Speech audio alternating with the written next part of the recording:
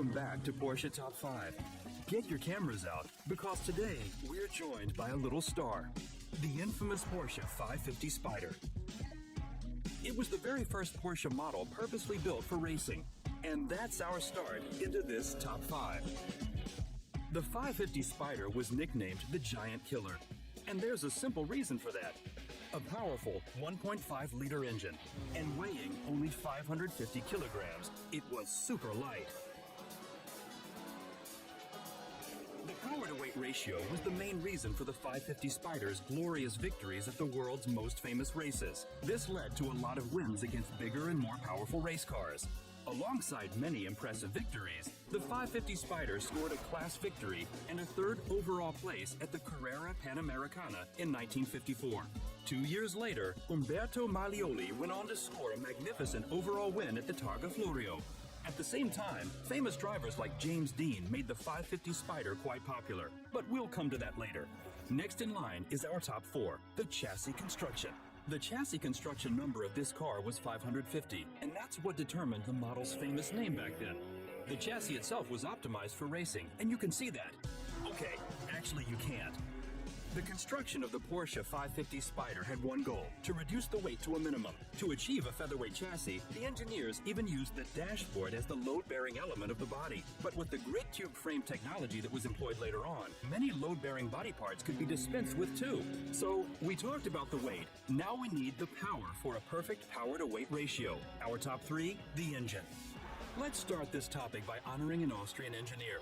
No, not Mr. Porsche himself, but Dr. Ernst Fuhrmann, the man that developed the so-called Fuhrmann engine, a 4-cylinder boxer engine with 2 overhead camshafts per cylinder bank, driven by bevel gears and a built-up Hearth-type crankshaft. A real beauty of a machine. Too techy? Sorry, sometimes we get carried away a bit. So let's talk numbers. The 550 Spyder was powered by 110 horsepower and boasted a top speed of nearly 220 kilometers per hour. Impressive number for this little giant killer. Another remarkable number is the 550 Spyder's value, our top 2.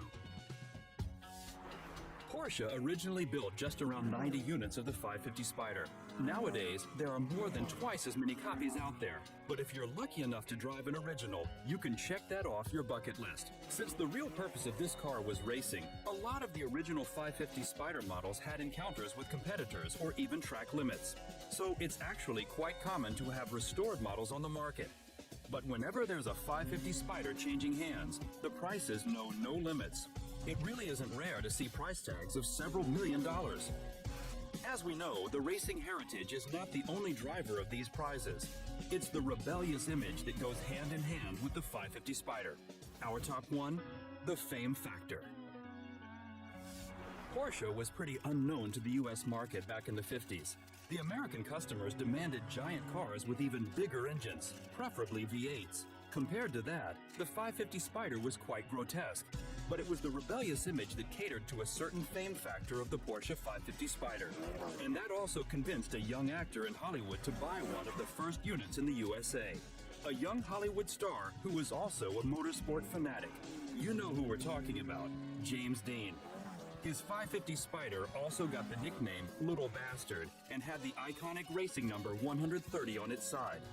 Sadly, as we all know, the young James Dean was involved in a horrific crash and did not survive it. This tragedy will always be connected to the Porsche 550 Spyder. But we know for sure that his legacy will live on in the form of this beautiful sports car. From one legendary race car to another, next time we follow the path of Captain Ahab and take a look at Moby Dick. See you then, guys.